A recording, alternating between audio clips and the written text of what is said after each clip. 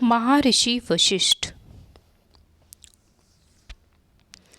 आज हम जानेंगे महर्षि वशिष्ठ के बारे में। महर्षि वशिष्ठ, उन्हें महर्षि सप्त ऋषियों के अंतर्गत इनकी गिनती की जाती है। सर्वप्रथम महर्षि वशिष्ठ, इसी श्रेणी में अन्य और भी महर्षि हुए।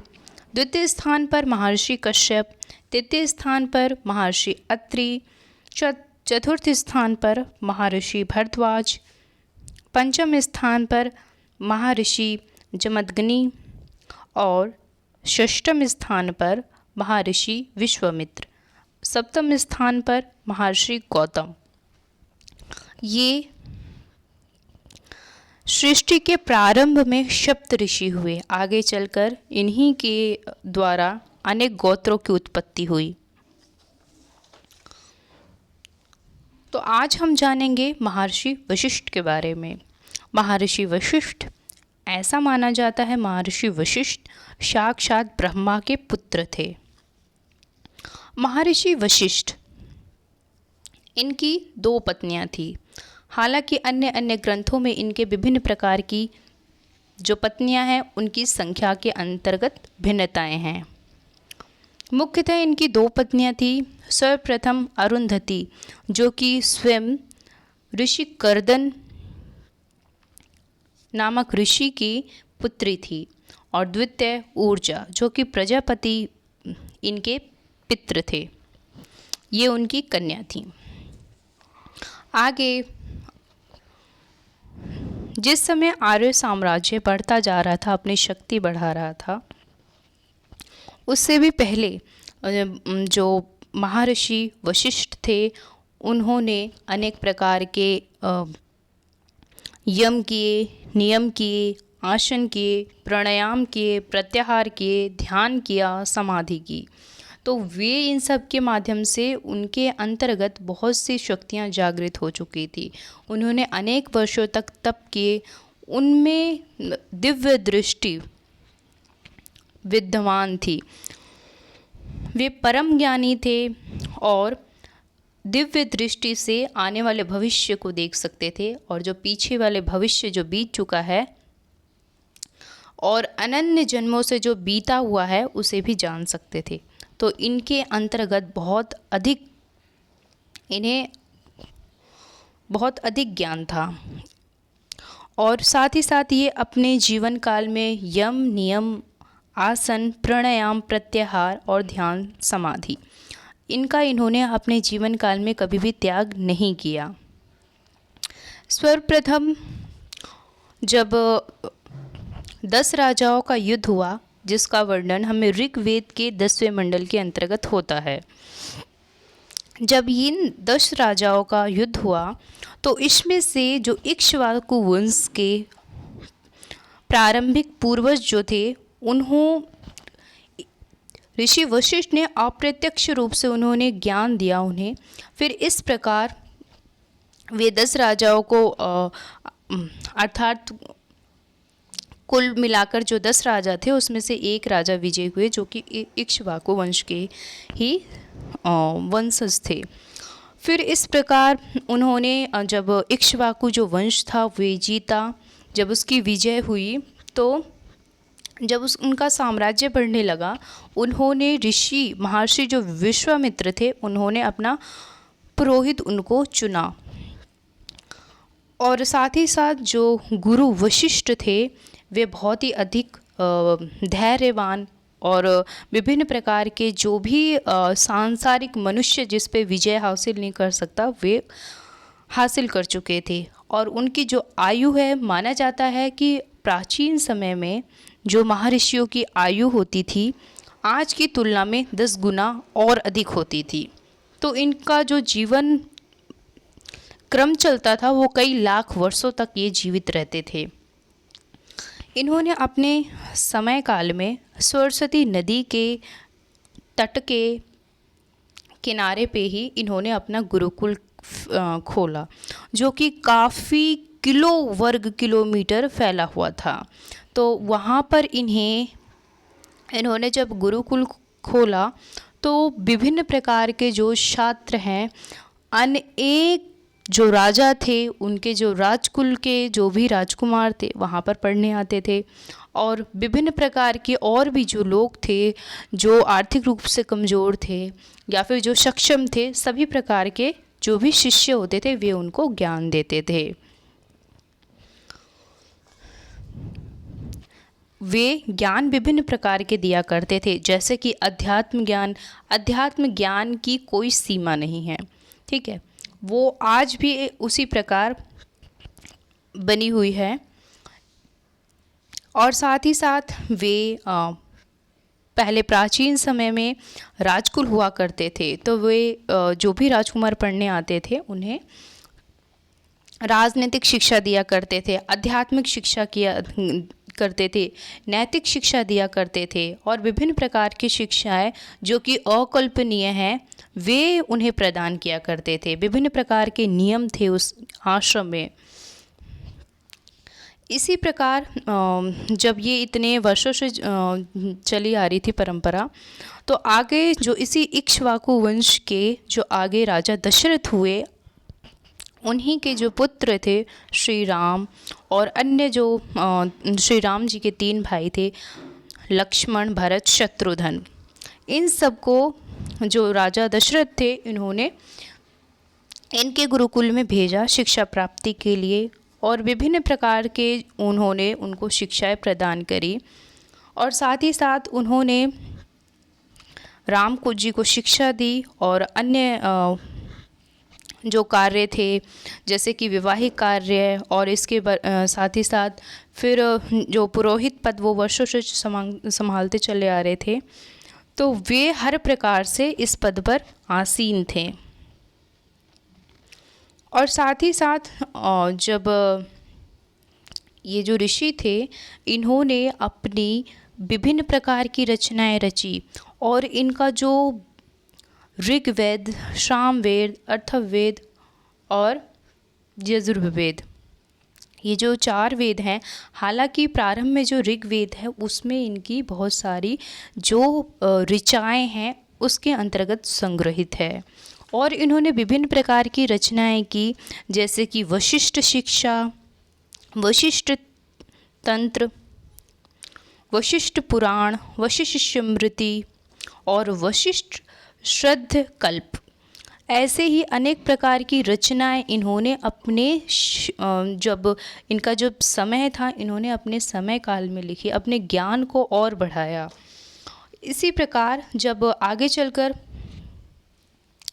एक बार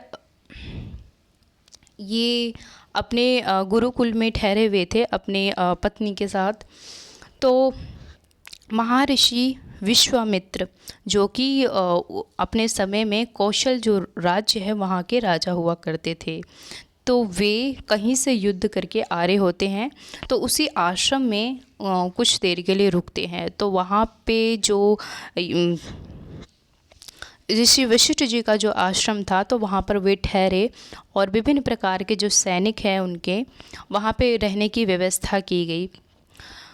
तो जब उनकी व्यवस्था की गई तो उन्होंने देखा कि जो वशिष्ठ हैं इतने मतलब इतने वैभवशाली दिखते नहीं हैं, इन्होंने हमारी हर एक प्रकार से आवश्यकता पूरी की, जैसे भोजन की, और विभिन्न प्रकार के व्यंजन मिष्ठान बनाए, और जो सैनिक है सैनिकों की संख्या तो बहुत अधिक होती थी प्राचीन समय में। तो उन्होंने देखा कि ये सब इनकी आवश्यकताएं कहाँ से पूरी हो रही है।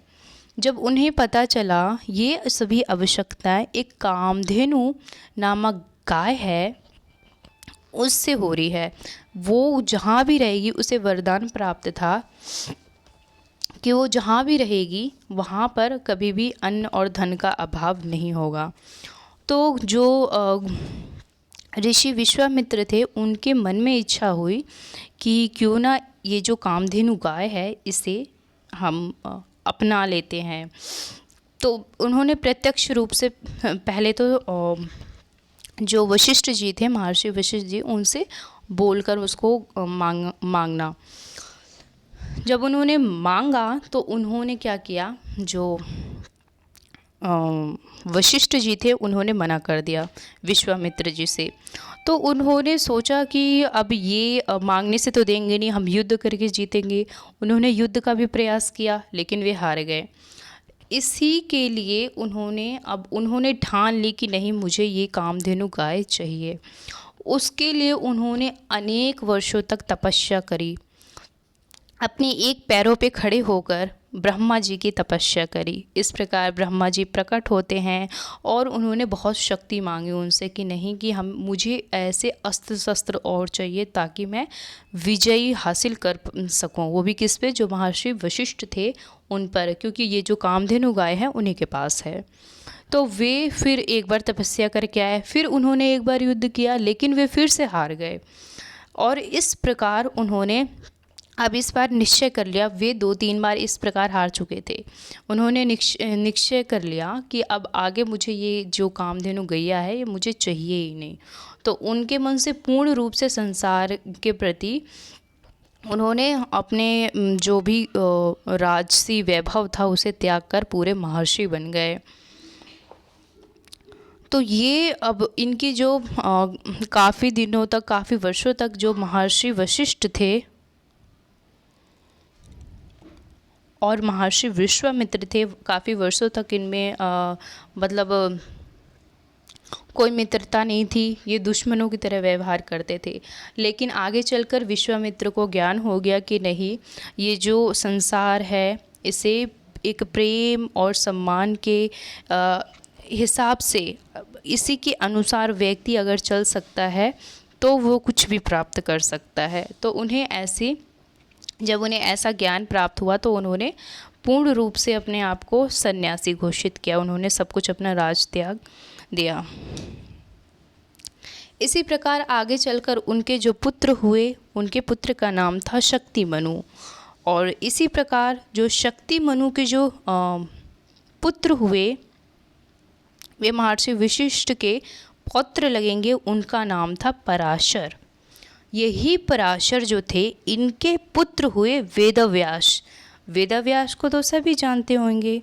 जो वेदव्यास थे, इन्होंने ही महाभारत काल में पूरी महाभारत लिख डाली। और यदि आपको पता ना हो तो मैं ये बताऊं कि जो श्रीमद् भागवत महापुराण जो हम पढ़ते हैं उसके अंतर्गत उल्लेख है कि जो भी एक पौराणिक ग्रंथ हैं जो पूरे 18 महापुराण हैं और विभिन्न प्रकार के वेदांग है, उपनिषद है, उन सब की रचना वेदव्यास ने कर डाली। और साथ ही साथ इनके पुत्र हुए आगे चलकर, तो अपना ये जो ज्ञान है वे अपने पुत्र को देके जाते हैं इस संसार से जब जाते हैं। तो हालांकि वेदव्यास भी बहुत अधिक एक ज्ञानवान व्यक्ति थे और उनमें दिव्यता थी, बहुत अधिक दिव्यता थी।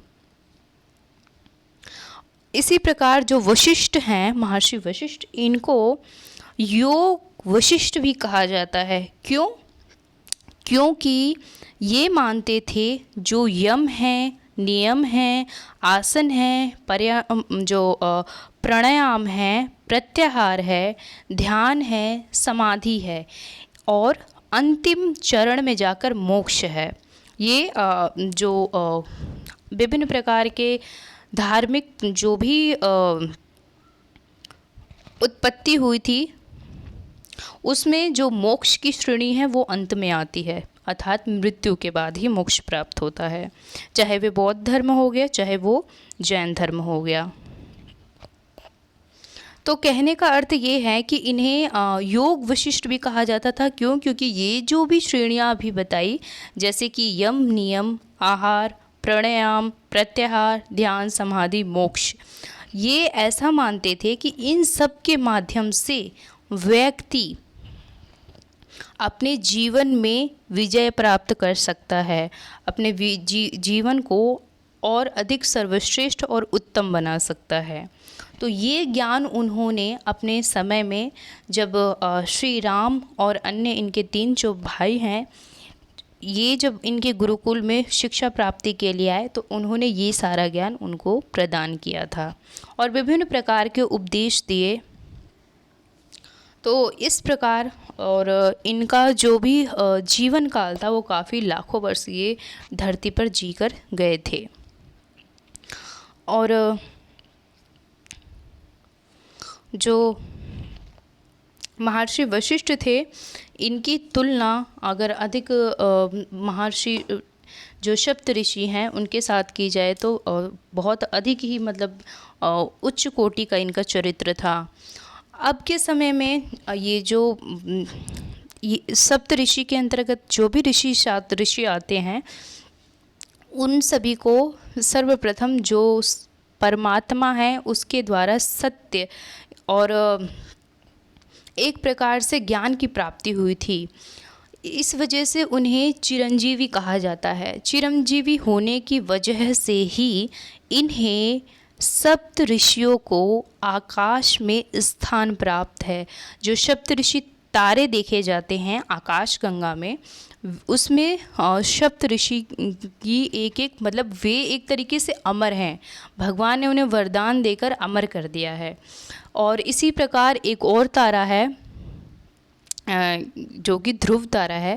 और अगर आप सभी को ध्रुव की कहानी या ध्रुव जो तारा है वो किस वजह से यहाँ पे जो आकाश में चमकता है, अगर आपको पता होगा कमेंट करके ज़रूर बताना।